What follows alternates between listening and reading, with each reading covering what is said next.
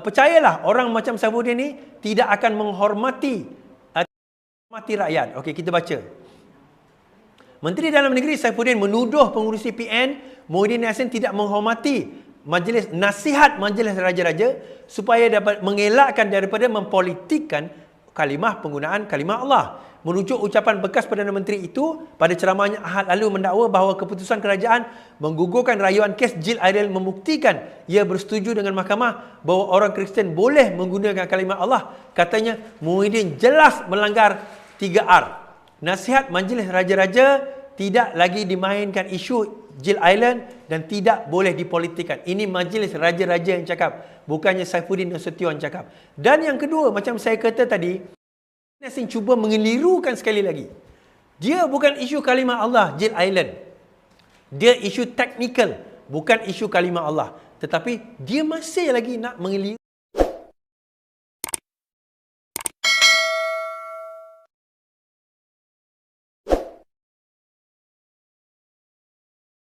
Berjumpa dengan e-hailing. Untuk apa tuan-tuan? Tujuan untuk berjumpa dengan e-hailing ni. Tujuan untuk berjumpa dengan e-hailing ni adalah untuk memastikan bahawa pemandu e-hailing terjamin, terjaga. Terjamin terjaga untuk apa tuan-tuan? Mereka mengadu sekarang ini kerja makin kurang ada. Yalah minta mau order kurang lah berbanding dengan PKP tersebut.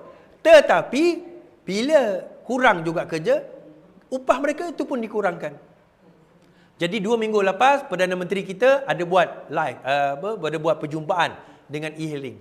So apa mereka lakukan bila dijumpa dengan e-hailing ni? Mereka mengatakan kita kena buat macam ni, buat macam ni, buat macam tu, buat macam ni. Baik, Perdana Menteri kata minggu depan saya jumpa Perdana Menteri. Adalah geng saya, geng e-hailing, dia kata, dia kata Perdana Menteri kata minggu ni. Fahamlah sikit, dia Perdana Menteri, banyak benda dia nak settle. Selasa depan Anwar Ibrahim keluar berita hari ini, Selasa depan. Hari ini apa tuan-tuan? Hari ini hari Selasa. Selasa depan, minggu depan, beliau akan jumpa dengan orang kata e-hailing membincangkan tentang tarif kadar tersebut. Tuan-tuan, siapa yang membela orang-orang ni tuan-tuan? E-hailing ni? Kita membela e-hailing, kita mendengar. Itu sebenarnya kenapa tujuan Anwar Ibrahim turun ke bawah. Dia tak nak maklumat yang sampai dekat telinga dia tu maklumat yang berlayer. Faham tak berlayer? Berlapis-lapis. Maklumat yang berlapis-lapis. Bila maklumat itu berlapis, itu yang cerita radio buruk. Sampai kat dia jadi cerita lain. So dia turun ke bawah. Dia jumpa e-hailing. Dia jumpa anak muda. Dia jumpa pelajar universiti. Dia jumpa orang kampung. Dia jumpa peniaga. Dia tanya apa masalah. Ini masalah dia. Ini masalah dia. Ini perbincangan dia. Ini pertikaian dia. So akhirnya kita berjaya membawa apa orang kata satu perkara yang baru, iaitu kita berjaya mendekatkan pemimpin dengan rakyat dan pemimpin itu sendiri mendengar permasalahan rakyat. Ya, kita ada adun, kita ada wakil negeri, kita ada wakil kerajaan dan sebagainya. Tetapi kita nak juga dengar kadang-kadang picisan ataupun cebisan-cebisan pendapat yang mungkin tak sampai ke telinga Perdana Menteri yang penting. Dan telah dilakukan. Kan telah dilakukan dengan baik dan jayanya. Okey. Habis cerita kat situ. So berjaya tuan-tuan. Alhamdulillah. Terima kasih Perdana Menteri kerana mendengar suara rakyat. Ini baru 8 bulan. Ini baru cerita 8 bulan tuan-tuan. Bayangkan kalau kita memerintah selama 5 tahun. Saya rasa kalau 5 tahun 8 bulan pun PN dah tak ada modal. Kalau 5 tahun aku rasa melingkup PN ni. Tak sampai 5 tahun tuan-tuan. Saya boleh cerita. Ogos ini, lepas habis pilihan raya ini, PN berkemungkinan ada cerita nak bawa jalan sendiri pula dah. Mereka bercerita sekarang ni nak bawa jalan sendiri. Keluarlah lagu Ku Jalan Sendiri Tiada. Alamak, lupalah lirik. Tapi jalan sendiri tuan-tuan. Mereka akan ceritanya membawa jalan-jalan sendiri. Baik. Kita bawa isu kalimah Allah. Baru-baru ini nak cerita Muhyiddin Yassin bawa balik isu kalimah Allah ni tuan-tuan. Isu kalimah Allah ni diwujudkan kembali, dimainkan kembali oleh Muhyiddin Yassin. Again, macam saya kata tadi, kenapa isu kalimah Allah dimainkan semula dia point dia mudah je tuan-tuan. Dia tak ada modal. Muhyiddin Yassin kata, kalau saya jadi Perdana Menteri, saya tidak akan tarik balik benda tersebut. Pertama, saya dah jawab dah. Benda ni banyak. Banyak kali. Ini bukan isu kalimah Allah, isu itu teknikal. Isu teknikal. Dah dijawab dah. Benda itu bukan kalimah Allah pun. Isu kalimah Allah dah settle. Mahkamah Persekutuan dah mengatakan orang bukan Islam tidak boleh menggunakan perkataan Allah, settle. Benda itu dah settle. Ini isu teknikal. Itu yang pertama. Yang kedua, kalau pun diteruskan di mahkamah seterusnya, akan tetap kalah juga sebab dia isu teknikal, bukan isu kalimah Allah. Tetapi Muhyiddin Yassin tahu, Seluang, Walaon ni semua bodoh-bodoh tuan-tuan. Dia takkan faham benda-benda macam ni. Jadi dia mainkan sentimen. Itu yang keluar cerita KP Harbi tu. Itu yang keluar cerita KP Harbi. So akhirnya, apa yang Saifuddin Nasution kata hari ini, Al-Ostar Menteri Dalam Negeri Datuk Seri Saifuddin Nasution kesal dengan tindakan pengurusi PN yang masih menyentuh isu 3R. Dalam ceramah politik di Kapar Kelang malam Ahad, beliau kata kedegilan pemimpin politik itu berterusan memainkan isu isu keagamaan. Biarpun dinasihati, majlis raja-raja menunjukkan pemimpin itu sanggup melakukan apa saja untuk meneruskan kelangsungan politik. Menurutnya, sikap Muhyiddin yang masih lagi memainkan sentimen keagamaan, biarpun dinasihati majlis raja-raja menunjukkan dia sanggup melakukan apa saja demi untuk kelangsungan politik. Saya nak cerita tuan-tuan, sebenarnya ni nak cerita lah. Isu ini, bab kata Saifuddin, percayalah orang macam Saifuddin ni tidak akan menghormati rakyat. Okey, kita baca. Menteri Dalam Negeri Saifuddin menuduh pengurusi PN Muhyiddin Yassin tidak menghormati nasihat majlis raja-raja supaya dapat mengelakkan daripada mempolitikkan penggunaan kalimah Allah. Merujuk ucapan bekas Perdana Menteri itu pada ceramahnya Ahad lalu mendakwa bahawa keputusan kerajaan menggugurkan rayuan kes Jill Idol membuktikan ia bersetuju dengan mahkamah bahawa orang Kristian boleh menggunakan kalimah Allah. Katanya Muhyiddin jelas melanggar 3R. Nasihat majlis raja-raja tidak lagi dimainkan isu Jill Island dan tidak boleh dipolitikkan. Ini majlis raja-raja yang cakap, bukannya Saifuddin Nasution cakap. Dan yang kedua, macam saya kata tadi, Yassin cuba mengelirukan sekali lagi. Dia bukan isu kalimah Allah, Jill Island. Dia isu teknikal, bukan isu kalimah Allah. Tetapi dia masih lagi nak mengelirukan, dia masih lagi cuba nak menipu. Menipu siapa tuan-tuan? Tak ada orang lain ditipunya. Yang ditipu adalah pengikut-pengikutnya. Dia masih lagi nak main perkara ini. Sepatutnya kita dah move on.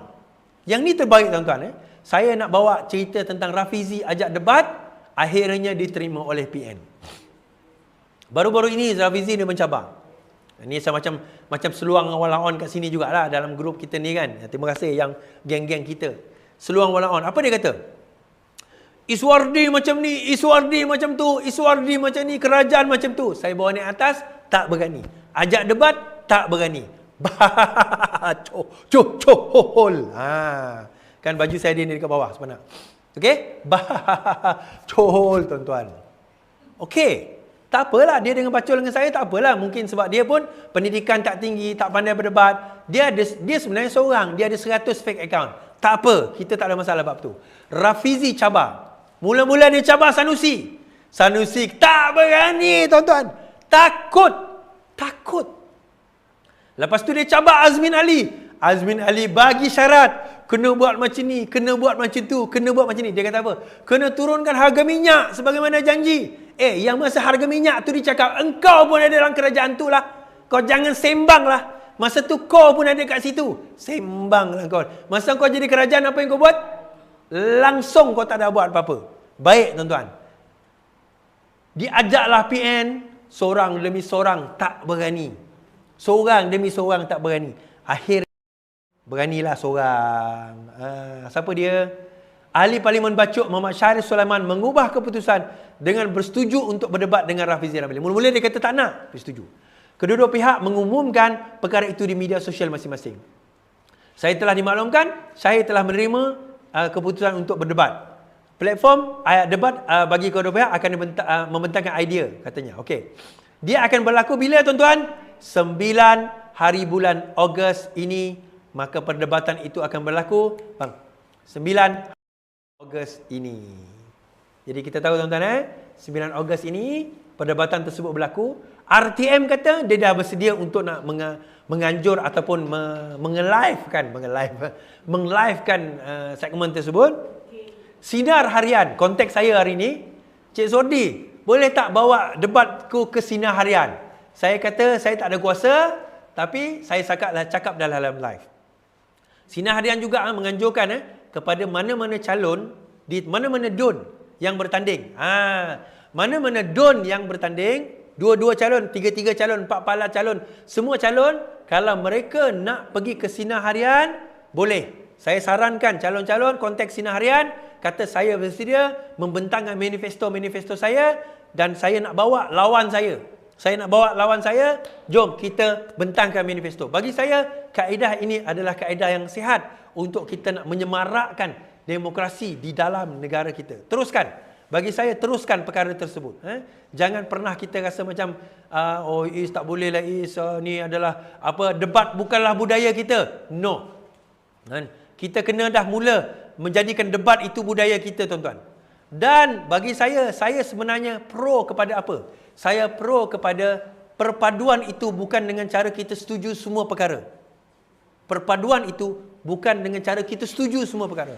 Perpaduan itu apabila kita tahu dekat mana kita boleh setuju, dekat mana kita boleh tak bersetuju, dan dalam kita tak bersetuju itu, kita berpada-pada dalam tak bersetuju itu. Itu sebenarnya kaedah demokrasi yang betul. Kaedah Islam yang betul. Bukannya kita kata, semua benda kita tak setuju, semua benda kita setuju. Tak juga.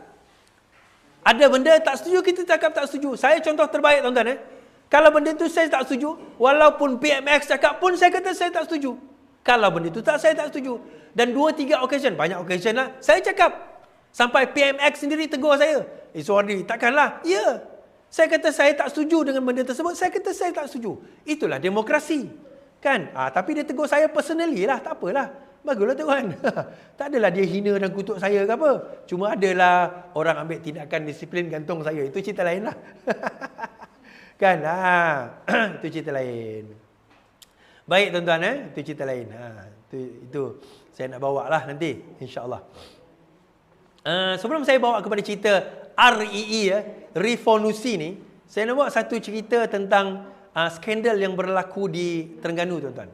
Ada satu skandal yang berlaku di Terengganu, didedahkan oleh didedahkan oleh Terengganu Coverage baru-baru ini. Saya nak tunjuk ni. Okey. Satu calon PAS di Terengganu bernama IR Insinyur Haji Saiful Azmi. Dia bertanding di DUN Kemasik dan beliau menjadi calon sebelum ini DUN Kemasik, dan cerita ini didedahkan oleh Terengganu Coverage. Basically secara asasnya ada satu akuan bersumpah, dan dalam akuan bersumpah itu sekejap, ini bukan ini. Dalam akuan bersumpah tersebut menyentuh mengenai salah laku yang telah dilakukan oleh beliau. Dan akuan bersumpah ini telah ditulis oleh atau telah dibuat oleh seorang wanita. Wanita ini dikatakan adalah isteri kedua calon ini, yang tidak diketahui oleh isteri pertama. Telah berlaku sesuatu di antara mereka, tetapi beliau telah digantung tidak bertali, kahwin di sempadan, dan telah diberikan projek-projek kepada beliau. Ini akuan bersumpah yang saya boleh tunjukkan. Saya tak boleh nak tunjuk akuan bersumpah ni, nak baca panjang, tuan-tuan. Tuan-tuan boleh baca di page saya sendiri, tapi saya bacakan gist dia dahulu. Saya baca gist dia. Gist saja. Okey. Saya baca gist dia. Mana akuan bersumpah tu? Sekejap. Sabar, tuan-tuan. Bla bla bla bla bla bla. Okey. Yang pertama, antara isi kandungan akaun wanita itu. Yang pertama, saya share lah.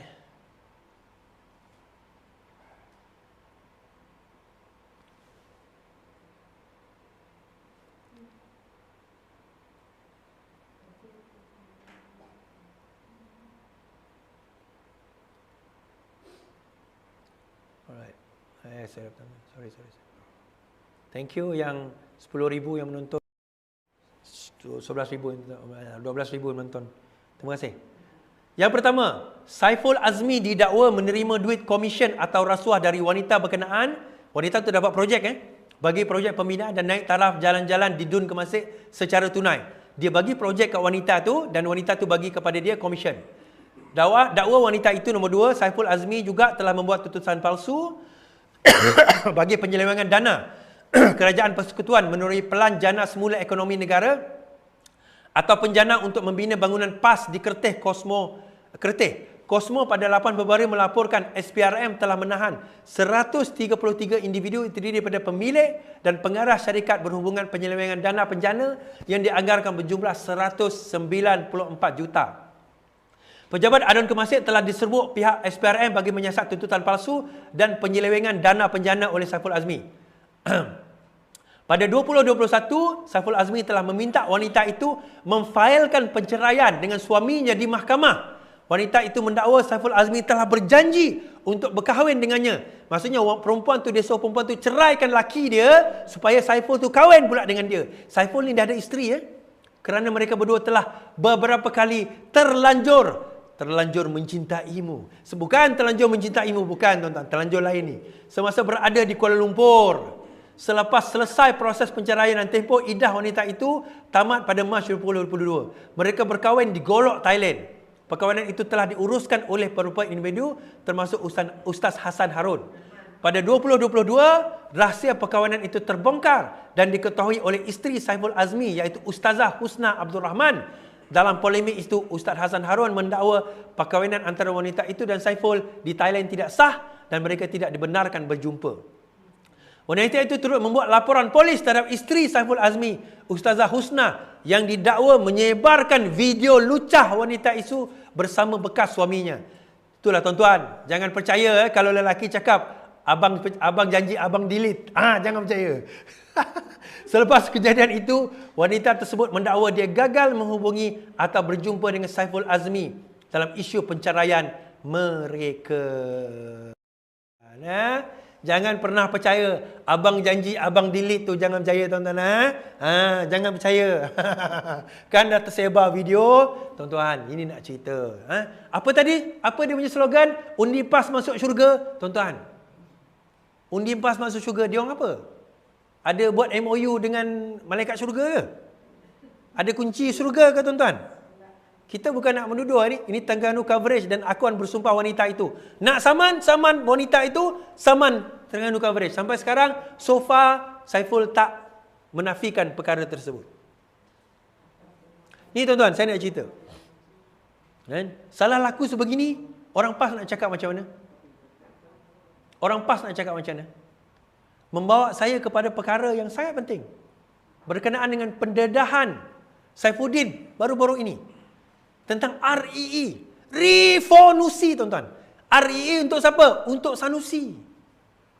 Sebelum ini kan Anwar Ibrahim menyaman Sanusi juga. Kerana dakwaan, apa orang kata, tidak bermoral. Anwar berjaya mendapatkan injangsi. Apa itu injangsi? Sekatan. Supaya Sanusi tak bercakap lagi benda itu. Apa yang antara pimpinan PN kata, inilah dia subuh menyekatkan demokrasi. Tuan-tuan, demokrasi apa? Pernah kami fitnah anda? Kalau kita fitnah, kau nak saman tak? Ini tuan-tuan, akuan bersumpah tuan-tuan. Untuk pimpinan PAS. PAS nak cakap apa?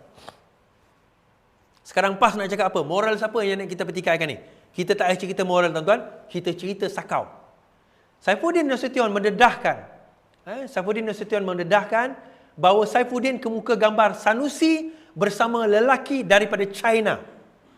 Bukan daripada Indonesia Tanah Melayu, tuan-tuan, bukan. Bukan daripada Riau. Bukan daripada Sulawesi, bukan. Daripada China, tuan-tuan. Banyaklah kau punya kapi harbi.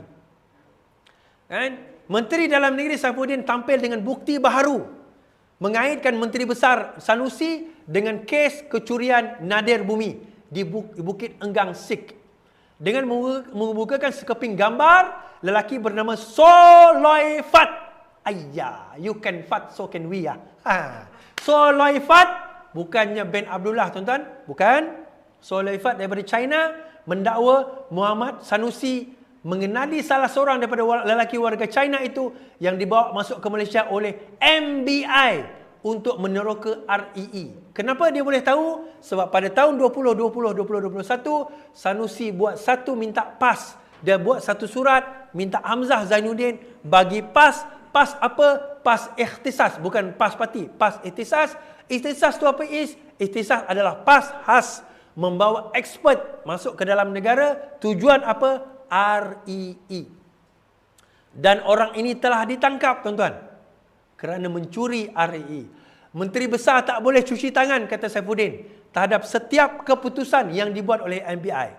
Sanusi kata tak ada staf bernama Soloifat tadi. Saya tunjukkan surat dia minta PAS lawatan ikhtisas untuk 2 orang bekerja di Kedah. Minggu lalu, Sanusi kata pengurusi MBI Kedah mendakwa tidak mempunyai kuasa eksekutif terhadap MBI mengetahui seluruh perjalanan operasi. Mustahil dia tak tahu. Dia sign apa dokumen, tuan-tuan? Kalau kau MBI, kau tak tahu dokumen apa kau sign, tak layak engkau jadi MBI. Kau jadi Menteri Besar, sorry. Itu bermakna Menteri Besar sebagai individu tak boleh cuci tangan dalam hal-hal tabik urus dan bertanggungjawab atas segala keputusan. Namanya pun MBI, Menteri Besar Incorporated. Dah confirm dia yang punya. Okey, dia cerita macam ni. Asal dia cerita macam ni, tuan-tuan. Mula-mula ada satu tanah ni, satu hutan simpan. Dia berikan kepada satu syarikat. Bukan China, syarikat Cina. Cina punya, orang Cina. Tak apalah, tak ada masalah. Dia buat penerokaan pokok hutan. Dan betul, Sanusi kata, yang tu, dia tulis dalam Facebook saya. Saya tak luluskan syarikat tu pada zaman saya memerintah. Itu zaman 2016. Saya setuju syarikat itu dapat lesen tahun 2016. Saya tak menafikan perkara tersebut. Dia dapat lesen, bawa balak keluar, syarat dia tanam balik balak. Dia ada satu teknologi baru sekarang ini, balak 3 tahun dah boleh harvest. Boleh tanam. Sekarang ni ada dekat Thailand. Orang pernah jumpa saya memperkenalkan balak tersebut. Tapi tak apalah, itu cerita lain. Pada tahun 2020, dia orang discover Kedah ni dekat Sik ada satu REE nama dia, Rare Earth Element. REE ni tak banyak negara ada, tuan-tuan. China salah satu. Tapi tiba-tiba kat Kedah ada. Kat Sarawak pun ada. So apa dia buat? Dia nampak REE. REE untuk buat apa is? Chip, lithium, elemen-elemen tu sangat berharga. Mahal, tuan-tuan. Sangat mahal. So apa yang berlaku? Dan kalau kita tengok apa yang berlaku, masa itu dia bawalah orang China ni masuk. Siapa nama dia tadi? Aku tak ingat nama dia. Orang itu, Soilofat ni masuk. Konon-kononnya nak jadi mengkaji REE. Kantoi bila masa, tuan-tuan, tiba-tiba ada satu lori bawa tanah. Terbalik, dia orang tengok bukan tanah, tuan-tuan. Tanah yang mengandungi nadir bumi. REE ni. Bila dia tengok mengandungi nadir bumi, dia pun kantoi, buat kajian-kajian, buat siasatan, rupa-rupanya sudah kena curi secara haram. Disebabkan pencerobohan itu, tanah itu milik MBI. Maka MBI kena saman 500,000. Sanusi kata, saya tak tahu yang kena saman company itu. Memanglah atas kami punya custody, tapi kami yang kena saman company itu. Kami terima je. Baik. Tapi disaman sebab apa, tuan-tuan? Sebab REE. Saya tak tahu REE. Kantoi orang itu yang dibawa masuk PAS itu kena tangkap, tuan-tuan. Rupanya berkaitan. Kantoi kena tangkap. Akhirnya 10 exco hari itu kena soal siasat. CEO MBI kena soal siasat, kena reman. Tak lama lagi tuan-tuan, dia akan berkaitan dengan Sanusi. Macam juga saya nak bawa pendedahan nanti, insya-Allah. Ada suatu kes berkaitan dengan Azmin dan juga berkaitan dengan Hilman. Tak apa, yang itu 2-3 hari nanti akan meletup. Saya sudah dapat maklumat awal daripada sumber-sumber yang boleh dipercayai. 2-3 hari ini akan meletup.